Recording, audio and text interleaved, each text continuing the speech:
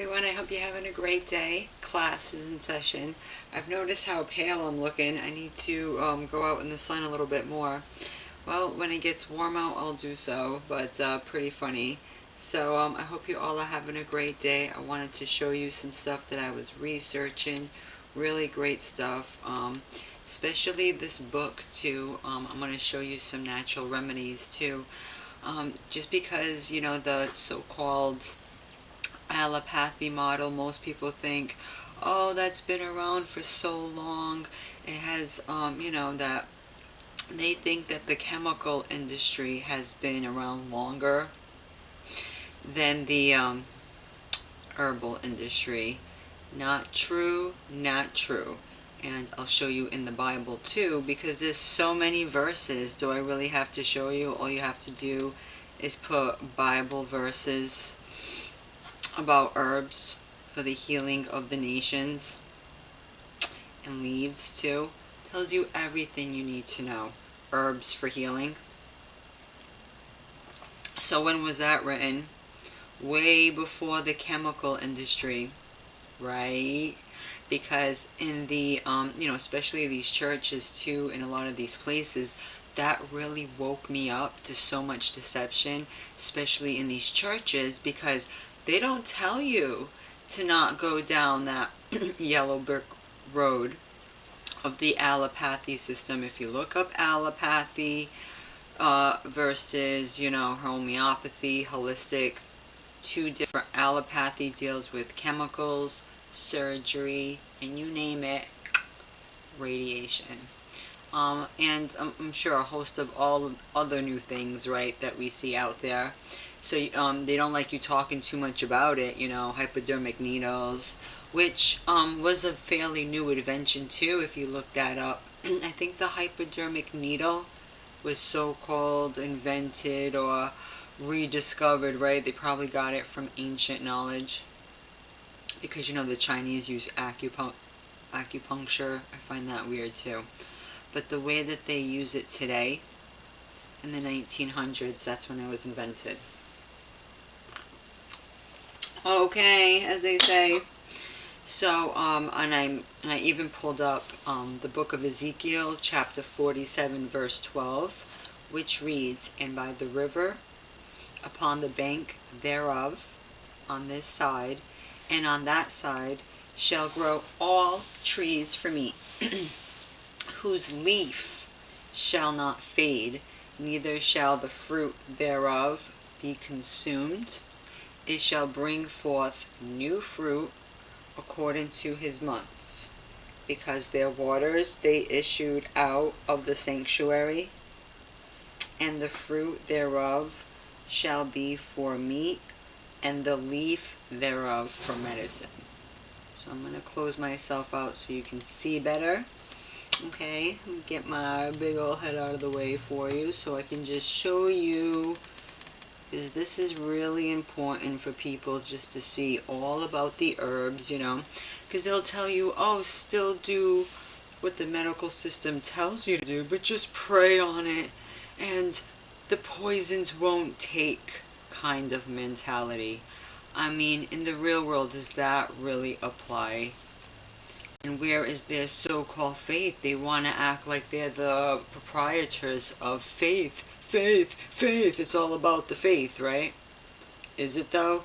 Faith in what, you know? Because they don't tell you, no, don't do this, don't do that. They tell you, oh, you know, go through the system and then just, you know, hold on by a prayer. Like you're literally living on a prayer with that mentality. But yet they don't listen to the Word of God. They call it legalism to literally read the words, and it told us like how to go about it. Terrible. But I love this book. It's gorgeous. Look at this beautiful detail. They took so much time just to make those pictures. And I referenced this in another vid, but I didn't really like go into it, into it. But it's called De Materia Medica, and it was circulated in the Byzantine Empire, 15th century manuscript, by which time the text had been in circulation for about 1500 years. So this was the real textbook, the real so-called health book. And an herbal is a book containing the names and descriptions of plants, which is interesting to know. I love this study, usually with information on their medicinal. That's what plants are for, a lot of them are, but you need to know what's toxic too, so you stay away from those, you have to have wisdom with any type of field you're in, right?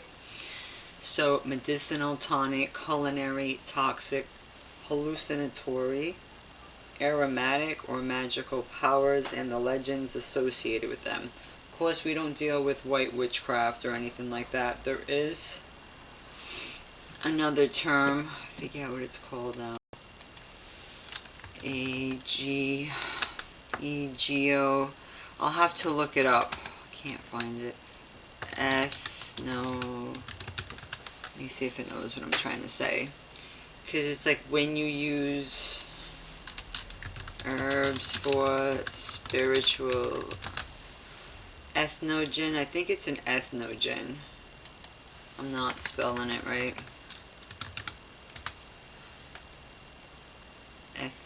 This word right here. Okay, this is what I need to spell. Entheogen. That's like spiritual. Hold on. I just want it so you can know that word.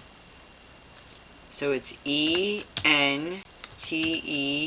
almost like with the word theology in it. Isn't that really funny?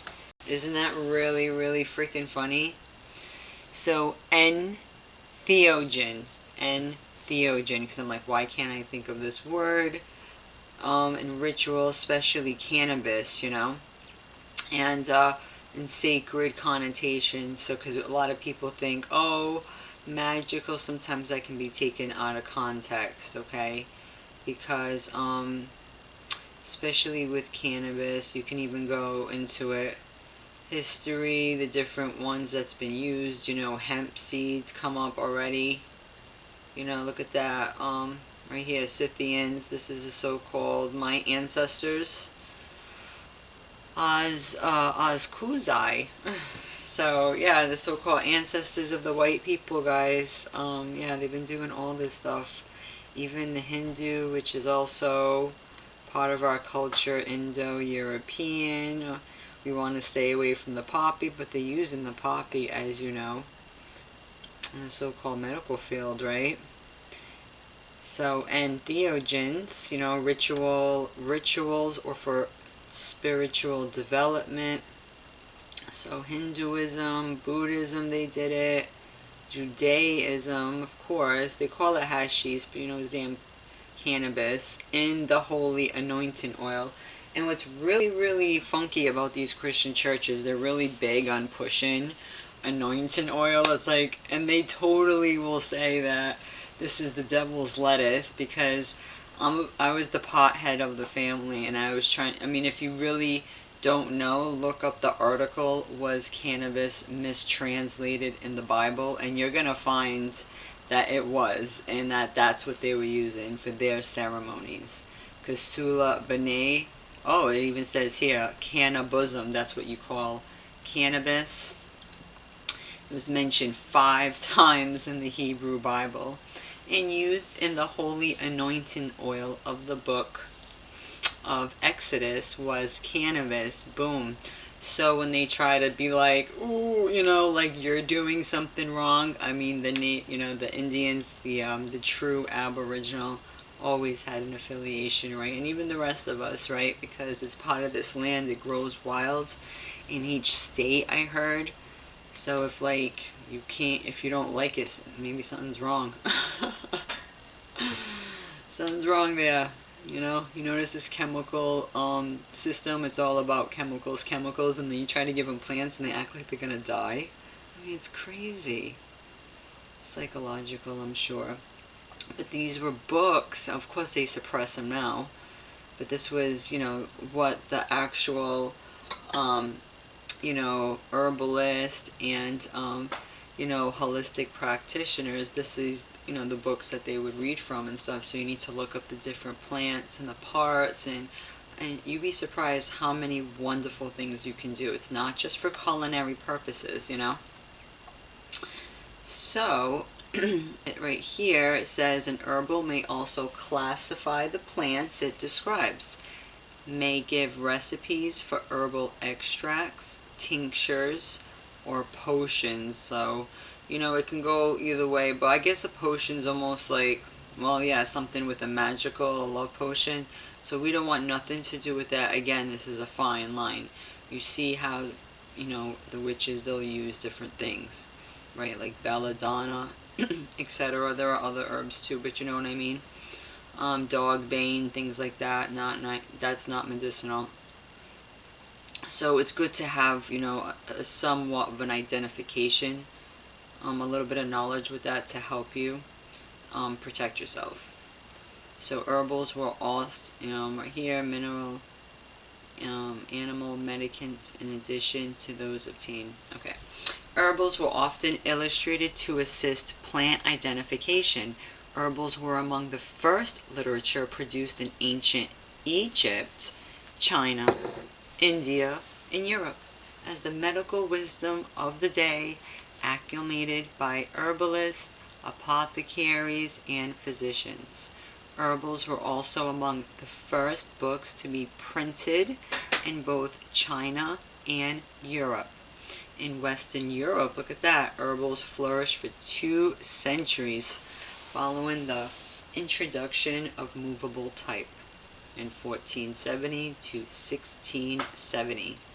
In the late 17th century, the rise of modesty. So what came first exactly? In the late 17th century, the rise of modern chemistry, toxicology, and pharmacology reduced the medical value of the classical herbal. As reference manuals for botanical study and plant identification, herbals were supplanted, by floras, which are a systematic account of the plant found growing in a particular region with scientifically accurate botanical descriptions, classifications, and illustrations. So it was given less information in the floras, So the herbals were really the key to, it's almost like a lot of these herbal books today, right? When they break down the medicinal uses, along with culinary use. I mean, some things have multifaceted uses, So herbals have been a modest revival in the Western world since the last decades, which is great, of the 20th century, as herbalism and related disciplines such as homeopathy and aromatherapy became popular forms of alternative medicine. So you see all the different ones in India, even in the Arab world. Beautiful. Anglo-Saxon had theirs, Spain and Portugal too. So, Italy, England, what do you need to know? So many, this was the real so-called health books, right? And now, good luck going to these colleges and they gouging you to buy these stupid books, and they don't give you the information for real health. And a lot of times, I heard from people who went through the medical system, and they'll tell you, hey, we got no, barely any class time, if any, in nutrition and alternative forms of healing. It's basically whatever the insurance company will pay for, right? So who really tells who what to do? So the word herbal is derived from the medieval Latin liber, which I guess liber or liber means book, herbalis for herbs. It is sometimes used in contrast to the word florigeum, which is a treatise on flowers, which emphasize on their beauty and enjoyment rather than the herbal emphasis on their utility.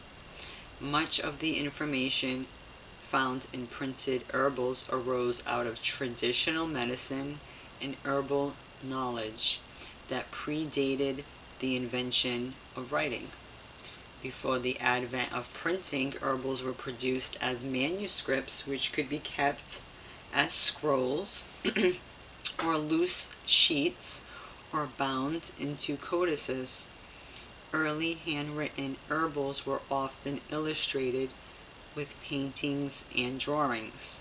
Like other manuscript books, herbals were published through repeated copying by hand, either by professional scribes or by the readers themselves. In the process of making a copy, the copyist would often translate, expand, adapt, or reorder the content. Most of the original herbals have been lost. Many have survived only as later copies. Others through references from other texts.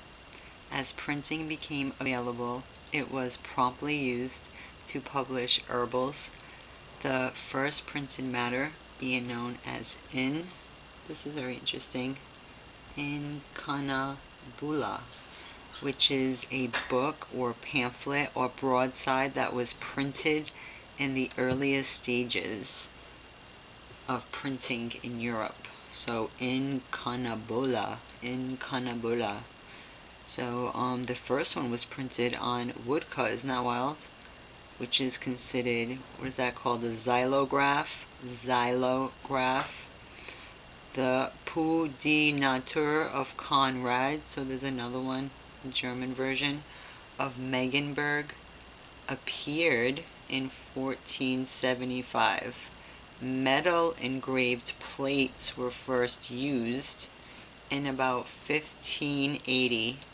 As woodcuts and metal engravings could be reproduced indefinitely, they were traded among printers. So you got some scattered all over. Of course, the Vatican has some. The Bodleian Library in Oxford, not sure if anyone has ever heard of that. The Royal Library in Windsor, British Library in London, and the major continental libraries. Look at that. There's a lot of crazy statues, I'm sure, at these places too, if you went down the roads of that. But also too, in China, we know China is still known for its herbal medicine. China is renowned for its traditional herbal medicines that date back thousands of years.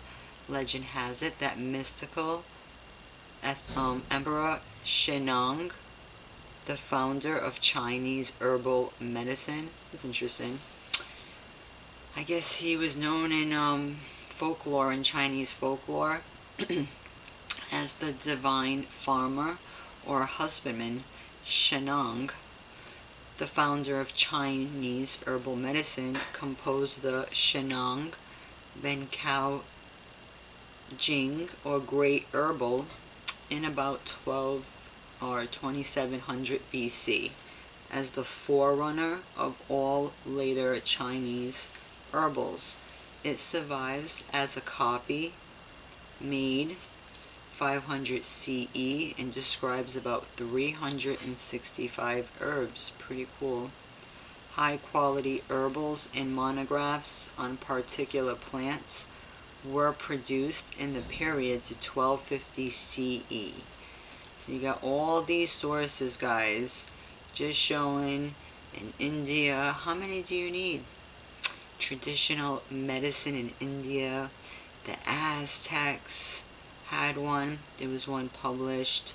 Libellus de Medicinalibus Indorum Herbis, which is Book of Medicinal Herbs of the Indies. So plenty all over, you know. Oh, and what comes up? Tobacco. Now, of course, they try to hijack that craziness. And you got, even in Egypt, you know, cumin, you know, that's an amazing spice that we use in tacos. Turmeric, well, in real taco spice anyway. I make my own. Saffron. Saffron, I don't know, that's a tricky one. It's not something I use because it can have toxic properties in certain amounts. So again, you really have to have, you know, Arabic Book of Simple Drugs. to show you that everything came from the plants, but they're using so-called toxic plants that could be bad. You know what I mean? I'll go back to that after. Yeah, I had that open just to show you. Smart. What have I done? What have I done? First things first, I had the E-sword up. That's what I wanted. Because on E-sword, I guess I can't bring it up anymore. That sucks. When you go to eSword, and which is a free app online, you can download, and it'll give you the Hebrew or the Greek origin of the words. All the books are to the left. You click on the book, you click on the chapter, and it'll come up, and you click on compare, and you see on verse 12 you got the word leaf, H5929. We're going to click on that, and it's the Hebrew word Allah, or ole. It's A-L-E-H, it says there. From 5927, a leaf is coming up on a tree, collectively foliage, branch, leaf. You see how it's up there 18 times? You know? Beautiful, right? Ezekiel chapter 47, verse 12. Okay, keep that in mind. Because, they're all about, we use evidence-based, and just be careful when they say that, because what does that really mean? You say too much, you get blocked, because they literally go on my channel and troll me, the bots, whatever, human sellout reviewers, the biggest sellouts out there. And so it says right here, I'll try to read it carefully, when pushers of pharmaceuticals and let's call them vaccines resort to quoting evidence-based medicine as their defense. Keep in mind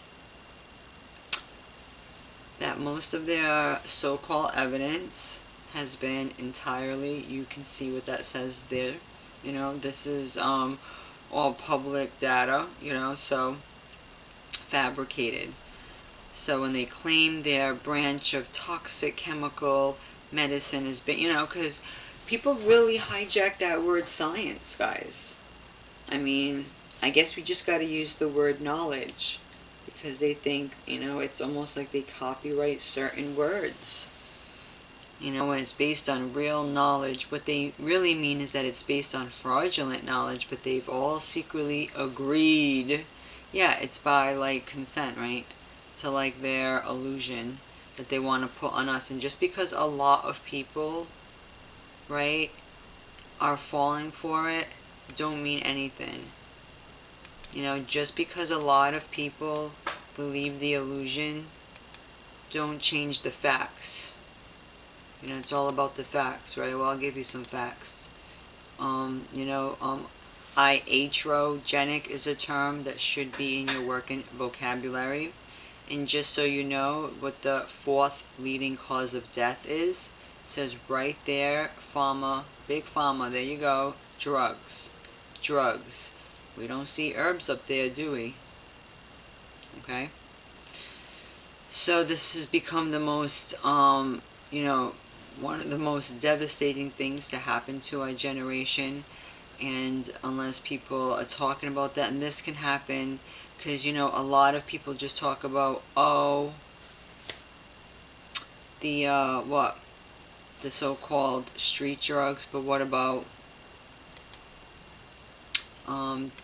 the one that they get at the hospitals, right? The ones that make them into the addicts they are today. How many people do you know that have been completely taken away just from that? How many people do you know, by doing the standard procedure, have checked out early out of this earth? And then, and that's why these Christians come across really, really insensitive, because they're out there preaching, because we had an incident in my family when someone prematurely passed away. So me, I'm over here going my direction, and the person is in their own direction, you know, a family member who were close, and then we became not close after just too much tragedy in the family, and everyone takes the stance, right? That's just completely fraudulent. And so this person, we lost a member of our family. So all the prayers, all the whatever, so what are they saying? This person didn't deserve it? Because now they're out there telling people, you just got to pray, like no affliction can touch you, no disease can hurt you. Like, that's crazy talk. Yeah, if you take the steps and have your faith in the Most High, right? By not doing the toxic practices that he forbade. That's like taken from the tree of good and evil, the tree of knowledge that he said do not do, right? Doesn't like sorcery, but they don't want to acknowledge that that whole industry is sorcery, right? Pharmakia. And then they want to just be like, oh, I gotta just pray to Jesus and I'm gonna be healed. Well, where did their bullshit prayers do for the people closest to them? It did nothing. So it's crap, because the family was still brainwashed and this person was getting treatments that totally devastated them. Yeah. So I started going into the road learning about herbs, right? Medical science has progress so much. Pretty soon it's going to be like a ghost town. You're going to be looking for people, and that's why you see in these movies when you got all these things happening, right? And you're almost thinking like, yeah, that's what happens when people play with nature, and then, you know, everybody goes extinct. You know, there'll be like some kind of plague and all of a sudden everyone's dropping. Yeah, well, you should see what's going on in half of these universities and these experiments they're doing. Of course, it's bound, right? It's bound to catch up with us. So I wanted to put you on a little bit to pine needle tea. White pine is great. You definitely got to know the different sources, because you know what, a lot of people have maybe I should put symptoms of scurvy. It's like you can know, because a lot of people have that and don't know, like skin hemorrhages, like people with bloody noses. If you don't get enough vitamin C, I mean, you can literally have like internal bleeding and stuff. And so people think like this is an ancient, old-fashioned type of sickness, but it's very much with us today, and I've noticed that. So like any sources you can get, you know. And let's see, you know, you need it for wound healing, as an antioxidant. This is all, you know, scurvy. I'm just going to show you quick why it's so important. For iron absorption, you got a lot of people with anemia. You need it to form collagen. How many stupid fads out there? How many stupid jerks are out there selling you some packet? Oh, you gotta take collagen, you gotta take this. Why don't you just take the damn vitamin your body needed to make your own damn collagen, instead of taking it from other living sources like a vampire? Maybe people should stop doing that shit. It helps create essential neurotransmitters, including dopamine and epinephrine. So look at that. So it goes into stages. You know, you'll have a loss of appetite, chest pain, right? You wouldn't think. Tooth decay, your eyes will get dry, anemia, easy bruising, bleeding issues. You're going to see 3 months plus of, you know, not taking any vitamin C. You're going to start to see that. And it can lead to tooth loss too, organ failure. Organ failure. You see these small steps in the right direction, but this is what Big Pharma won't tell us. And the Most High didn't make us so complicated. You need all these drugs and potions to function. That's complete bullshit. That's what they want you to think, because that's what brings in the big bucks, right? Look, even death. Good news. Yes, it can definitely be corrected. So get acquainted with pine needle tea. This is a really great resource. There's some that are poisonous that you want to stay away from, okay? But it's a great source of vitamin C, and if you didn't know, the Indians would help the settlers by putting them onto this stuff, and apparently a lot of settlers died of scurvy, and the trees that would have saved their life were right nearby.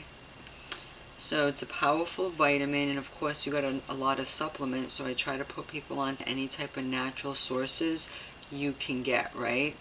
We heard, this was a big deal with sailors before the end of the 18th century. So right here, pine needle tree. It's a great evergreen tree. It's around all year round. The Most High is so amazing with his wisdom. He left some trees not to lose their foliage.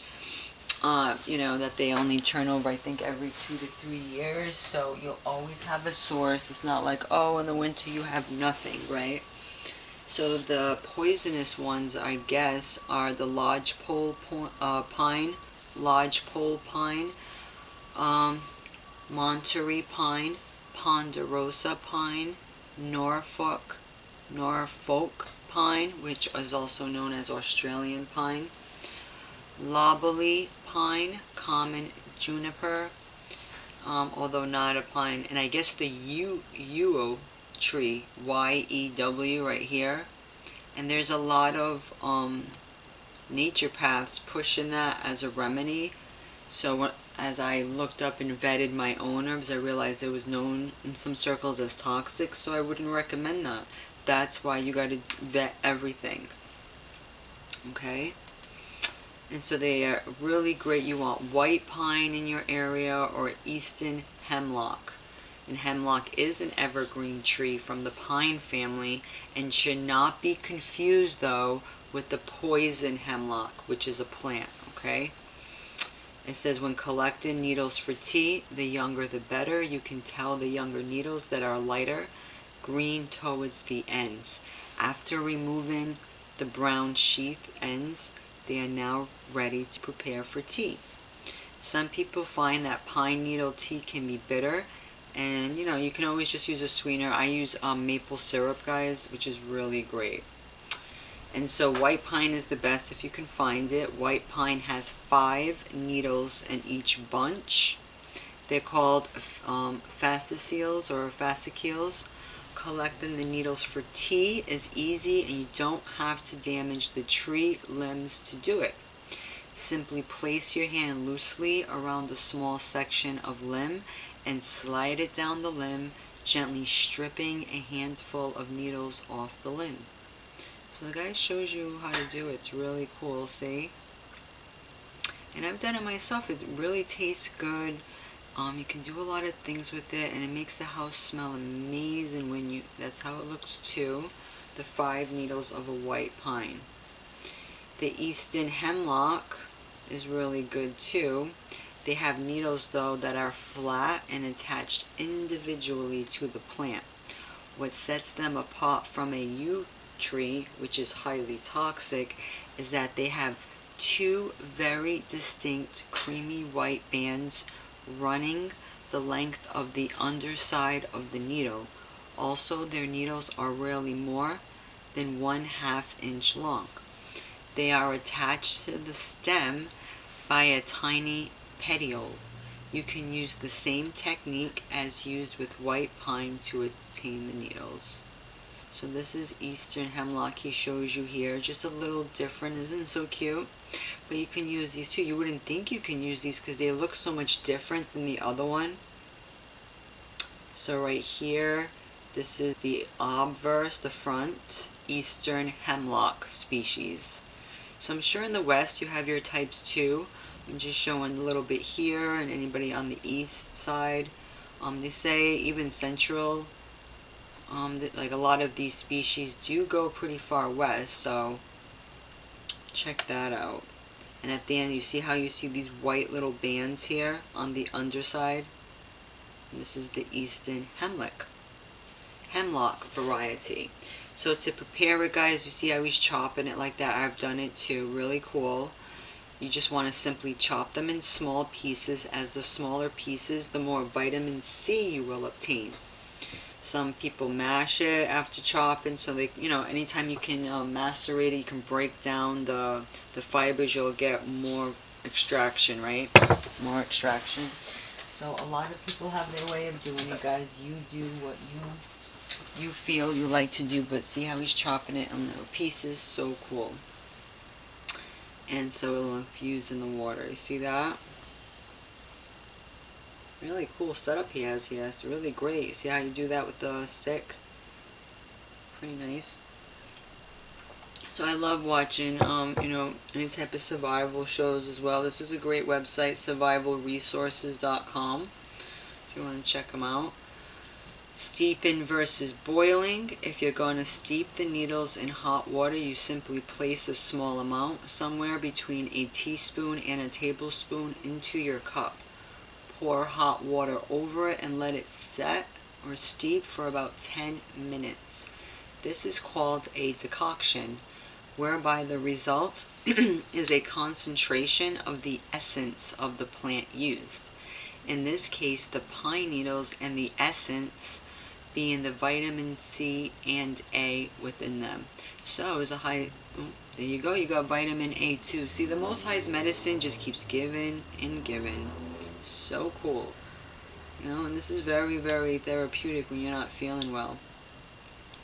So, he breaks it down because, I guess there's some myths out there that if you boil it, you're gonna, destroy the vitamins. That's not true. Because he found out that boiling, the boiling point of water is 212 degrees Fahrenheit, and the boiling point of vitamin C is actually 1027.4 degrees Fahrenheit. Therefore, the boiling of water could never reach a temperature that would cause the vitamin C to be boiled off. Instead, the vitamin C would be dissolved. Vitamin C is water soluble in the water, which with the tea is what we're gonna drink.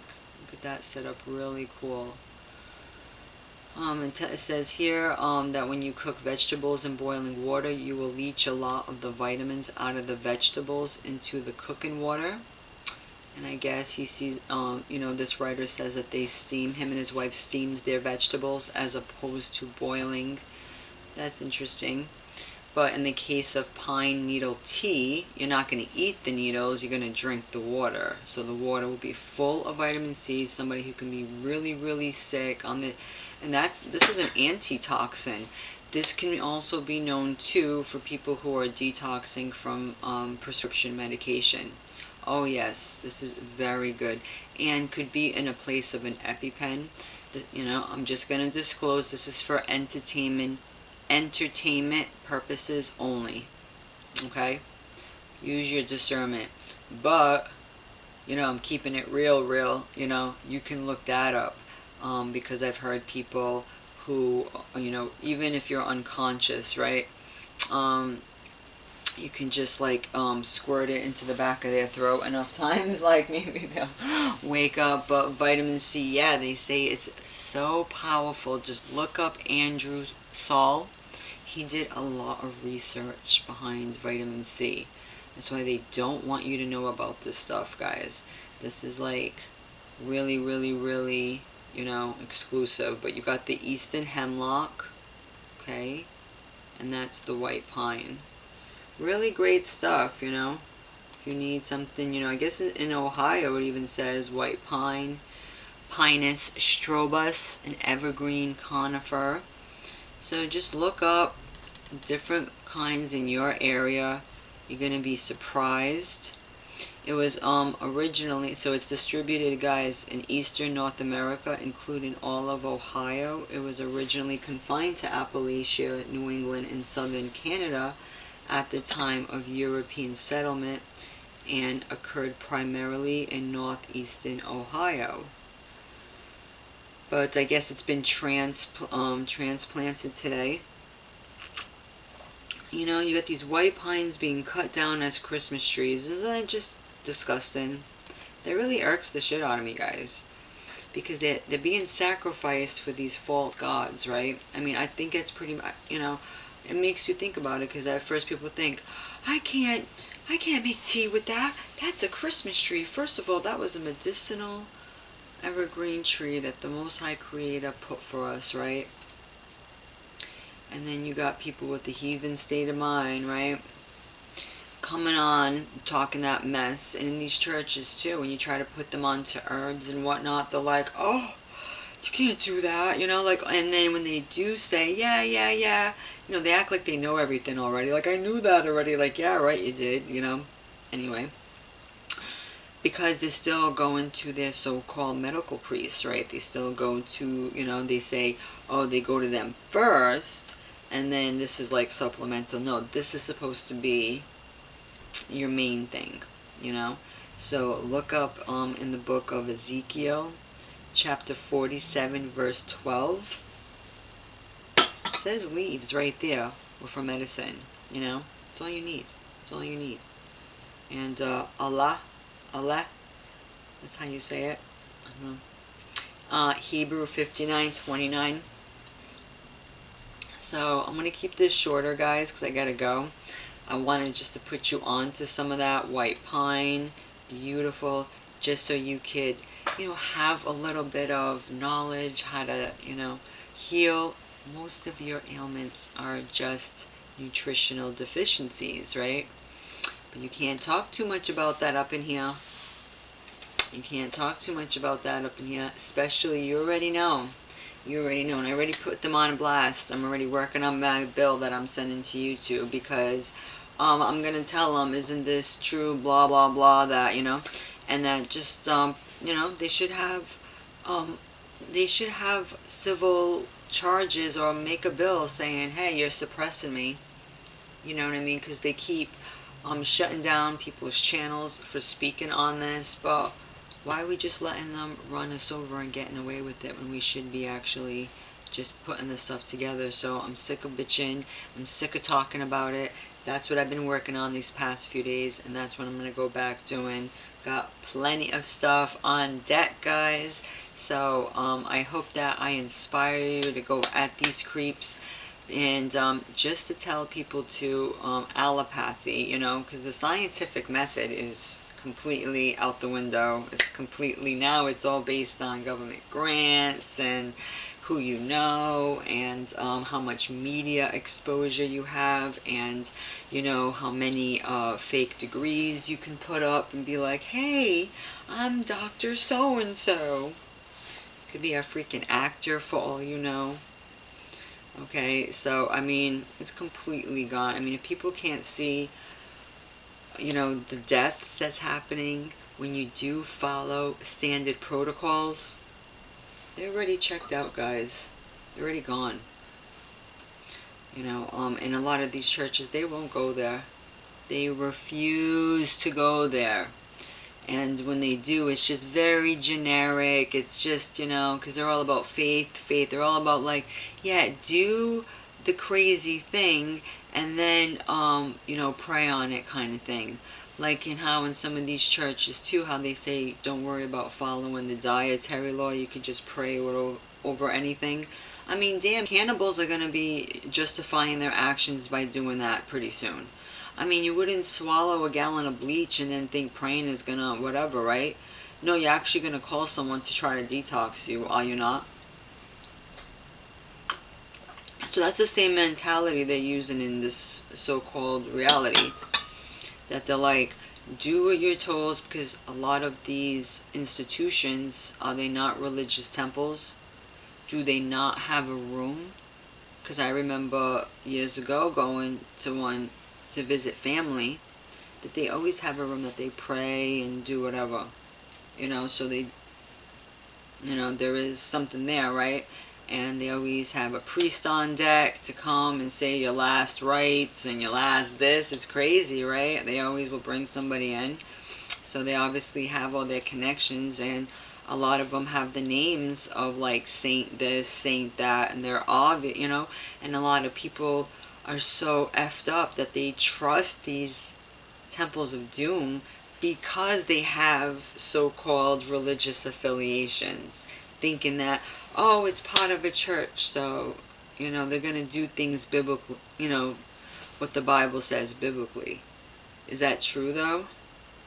Is that true when we talk about herbs and stuff like that? Even when you talk about, you know, when you tell them herbs are for the healing, what about those verses? They don't want to go into that, right? They don't want to go into these verses. Herbs are for healing of the nations. And, you know, and the hypocrisy is deafening. It really is. Because I see some of them go, like, when I was talking about the story with me and that person in my family, they're off just, you know, pounding their fists, saying, let's do these chants, let's do these voodoo rituals, and all will be well, no illness will be able to touch you, no this, no that. But they, you know, the track record is not good, okay? Because the same type of false belief system took out yet another person in our so-called, you know, in our family last year, and the year before that.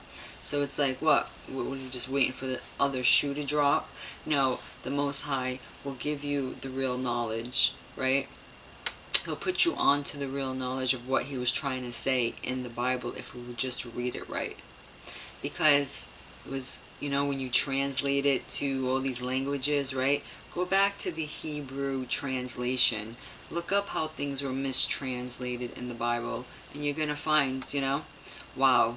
And no one's trying to be, you know, the people, because they're trying to learn the origin of the words and trying to say things correctly. Because that's how they got us to worship false entities and to do things effed up by changing certain definitions and making you think it was something else, right? I mean, they won't even tell us straight up that pharmacy, like, because when you talk about sorcery and you warn these people about real witchcraft, because they think witchcraft's going to come at you in Harry Potter, you know, or if somebody openly calls themselves a witch, like, it's your practices too. And the biggest source of sorcery is hidden in plain sight. And you got to break down these words with these fools, but they don't want none of that stuff, you know. Where did the term pharmacy even come from, right? I've already brought that up in some of my vids. I'll let you do some research if that's new to you. But hint, hint, pharmakia. Just look up what that means, right? And most people know. And we really gotta watch this, but you know, a lot of it too, it's like divine judgment. Because they claim to have faith in God. They claim to give him glory. But they don't. It's all lip service, right? They say it with their lips, but their heart's far, far, far from him, right? Because it's all about ego and, right, just making a mockery of it all, really. Just making a mockery. And he will not be provoked. He will not be mocked, right? We need to knock this shit off. There's a lot of people dying out there, okay? The whole allopathy system. This is the new scientific method. I gotta be careful how I'm gonna word this and how I can even put this up, because I get so shadow banned on this topic, it's not even funny. But we started too with these herbals. I could also go into this another time. It's such a wonderful book, isn't it just gorgeous? Medicine in the Medieval Islamic World, Byzantine Empire, you name it. You know, it goes back even further, 1193. Look at, you know, you got people today, a curious herbal, what kind of herbs that, right? But I learned, you know, the good, the bad, the ugly by researching it. And you got so many people with such great penmanship and great drawing skills. And I keep telling people, we can use more of this. Like, there's so many beautiful herbs. You can, like, show the parts and stuff like that. But they don't want to do that. They want to do, like, you know, dead people and comics and bullshit. That's why the Most High is so mad. The people that even do have the talent don't even want to use it right. You know, don't even want to use it right. Taribra, as I say. Well, thank you so much. This is really a deep history. This book really, really goes into all the different countries. Germany, they all know. They all know. What came first? Of course, the Bible, you know. The Bible was the oldest herbal book there was, you know. And herbalism is, you know, we need more herbalists, alright? Everybody wants to be a nurse. Everyone, like, shut the freak up, alright? You want to be whatever the insurance will pay for you to be, right? Well, you got to ask yourself why insurance will not pay for natural remedies, guys. Why won't they pay for natural remedies? Because they don't want you to have natural remedies, right? They want you to have all the potions and whatnot. Come on, we got to get with it. We got to get with it. We need more um, herbal physicians of value that will not sell out to the system. Have your own private thing or whatever. We could totally use that. We need more midwives, more women who learn how to help women give birth at home. That's a whole other thing. I can do vids on that. There's just so much out there, you know, so I try to keep these condensed. But we need people more in the holistic form, especially with dentistry too, because a lot of people are waking up to the mercury in their mouth and they want that shit to go. So if you've ever had like an inkling of healing, I implore you to see what the Bible says, see what the real herbal books, the real health books used to talk about, and what was considered medicine, and what came first, right? And please look up the history of the chemical history, and you're gonna see, oh, this is some new shit, you know, this is some new shit.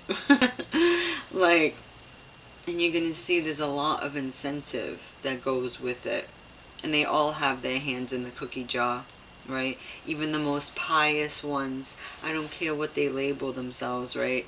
They're not exposing the real crux of the matter, okay? The cross of the matter, so to speak. Then, you know, they ain't it. They ain't it. And there's like real spiritual warfare, and of course they want people medicated, right? Because you're easily led astray. You get really in your feelings, emotional. Sometimes they say it can cut off your feelings, where you feel so numb, so dead.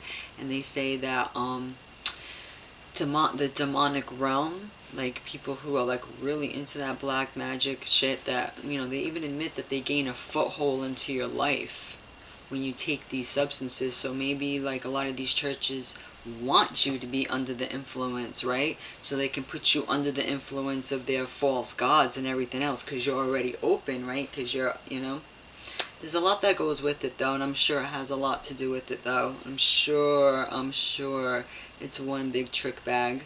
But thank you so much. I don't want to make this long. Where are we at? 52 minutes. We'll keep it under an hour today. I got lots to do, and I hope you have a wonderful day. Make sure you get your herbal tea in. I got a little peppermint and elderberry today. Really great stuff.